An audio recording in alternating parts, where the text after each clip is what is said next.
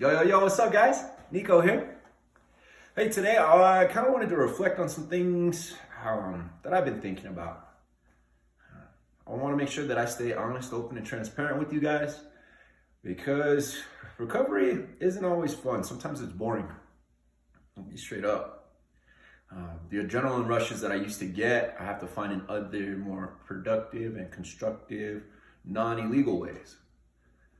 But it got me to thinking because I almost lost my shit and I almost just reverted back to my old habits.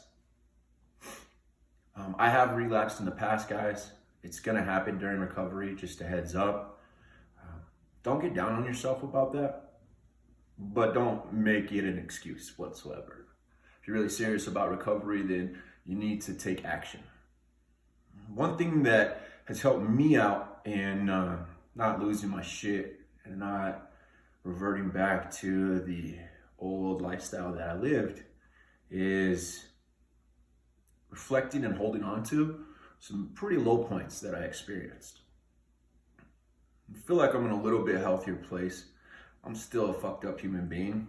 We all are, to be honest with you. We all have problems. I don't care who you are. But some of those problems we have control over, some of them we don't. The ones that we do have control over are the ones that we need to go ahead and make sure we handle in the proper way. The ones that we don't have control over, you just gotta chuck it in the fucking bucket. It's a little tough for me to talk about because my low points I feel like are pretty low.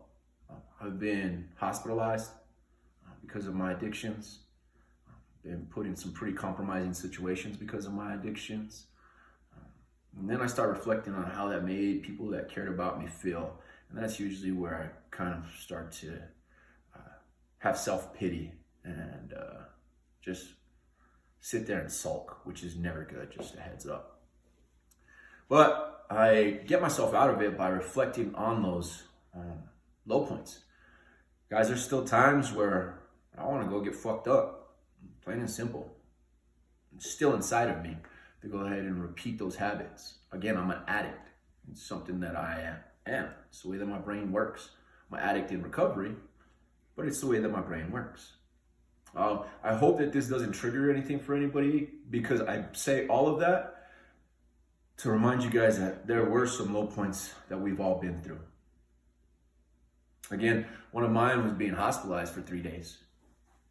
Yeah, sitting in the hospital bed, being taken care of by nurses because I became incontinent. If you don't know what that means, I've defecated myself a couple times. Layman's terms, I've shit my pants because I couldn't control my bowels. I think I've talked about it before. One of my real low points was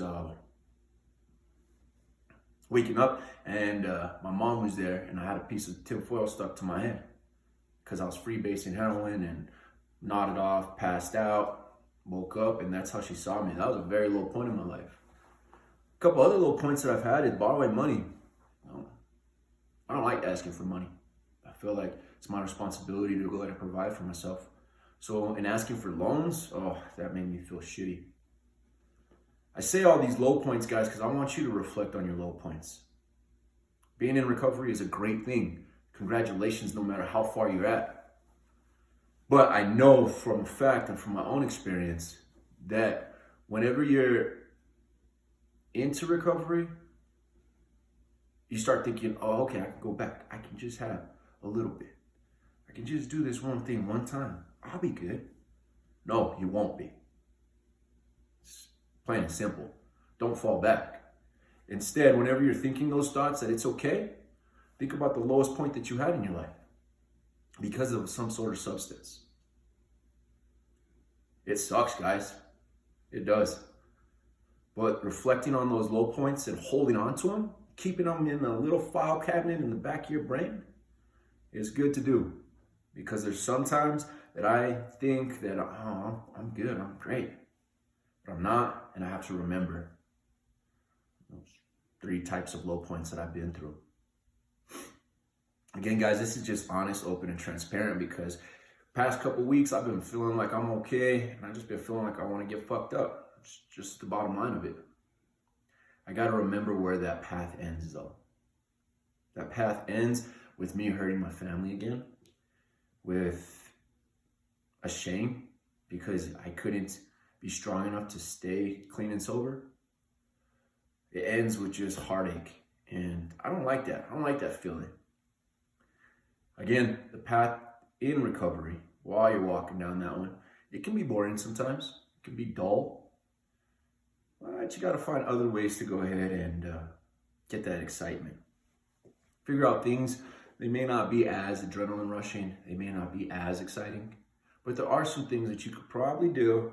I will give you a little bit of a burst of energy. Find those bursts and hold on to the low points. Because no matter what, guys, you're the hero of the story. I hope that I could just guide you guys in being honest, open, and transparent about my life, what I actually go through. And I hope that you succeed, because that's, at the end of the day, what I would like. No Halo is a brand. It's a brand for addicts and people in recovery. I'm not here to do it for you. I just want to make sure that I can help guide you. Because at the end of the day, it's okay to have no halo.